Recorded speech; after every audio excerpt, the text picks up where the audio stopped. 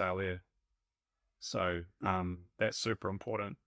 I did have a question. Someone asked, so if you're living in such an airtight home, awesome heating, cooling advantages, but you're relying on energy to bring that in, so energy run by power.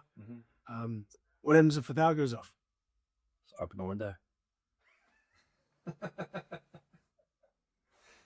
We've still got windows that open.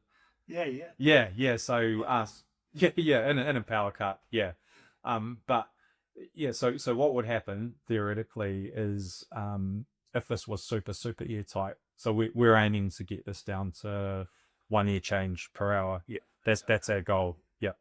And passive house, for example, which is essentially the Formula One of houses, Formula One car compared to the Lada, right? Yeah.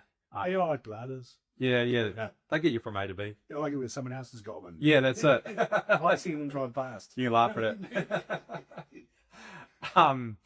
So passive house is 0.6 air changes or less.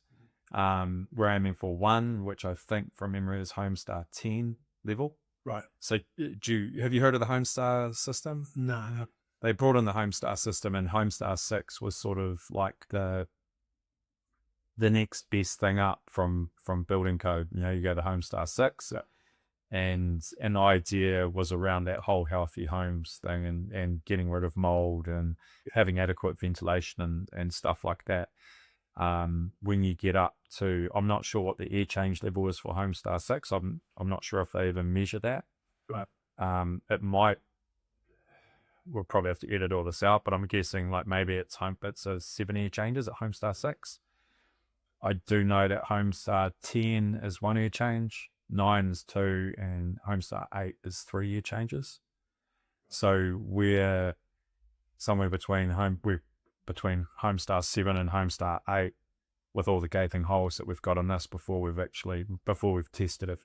But we're knocking on the door of a 10. Yeah, we're going to go for it. Yeah. I'll be the first 10 I've ever scored.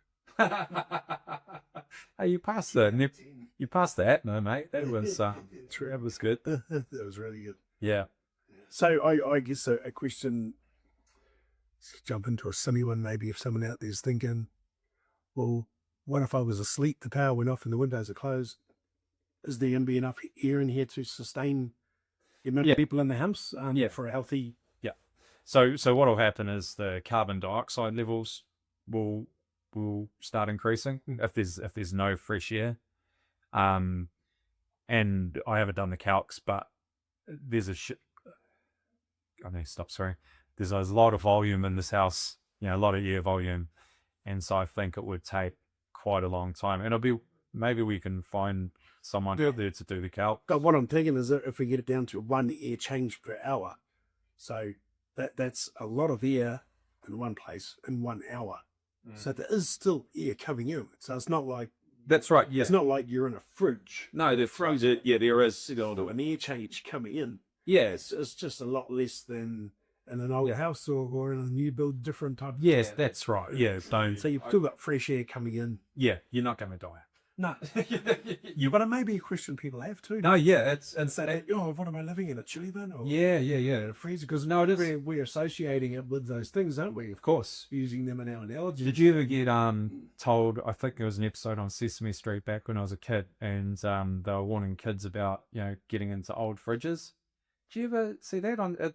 I seem to remember that about being warned about, don't get in an old fridge. If you shut the fridge, you'll die because you get trapped in there and you run out of oxygen. I was always told you couldn't open it from the inside. Yeah, someone said, yeah. So I never tried it. Yeah, neither. Never found an old fridge either. Tried. So yeah, that's probably the problem. Probably would have otherwise. And as my oldie, in my 20s and that, I could have to take a beer out first to try. Yeah, that's it. Yeah. I was never going to do that. No, that's right. Yeah, you got to keep it stock. Got to keep it stock. Yeah. That's pretty cool, man. Yeah. Progressing like the really impressive, eh? Yeah, it's good. It's good, man. Pretty damn excited with how this all turns out. Yes, it's the first 2 VD. This is our 65 square meter model, so this is the one that we're going to start marketing. 60, and it feels so much bigger. Yeah. It does, 2 double bedrooms, nice bathroom. awesome kitchen. Like the kitchen layout is, Yeah, it is cool. Yeah. it's actually a massive kitchen for the size of the house. Yeah. You know, it's just, yeah, I think it's great. It would, this, I think, would make a great Airbnb rental. Yeah, for sure. Yeah. Yeah. Because you think about all the different demographics that it could possibly serve. You know, it could just be two couples traveling. It could just be a single couple. Yep. Could be young parents. You know, you've got the second bedroom there. Could be used for workers when people are traveling for work. So the whole Airbnb market, I think, is really set for this. And you know what I see as well? I see another side. I see older people living in a larger house, families gone. Mm-hmm. You know, everyone's doing their own Very drafty, expensive house to run. Yeah. How much did your parents say they were spending on firewood? This year alone, just this one winter, was just over $1,500, $1,500 on firewood.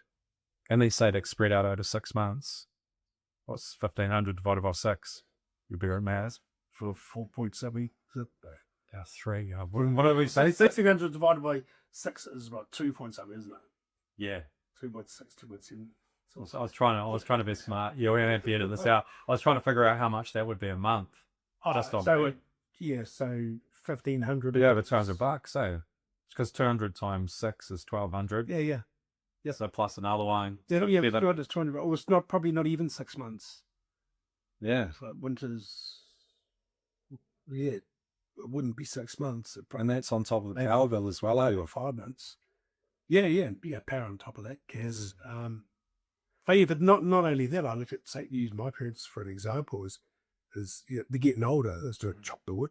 They give it all in bits, where you sort of chop it, kindly, like it from all the dust and dirt that you're bringing inside as well.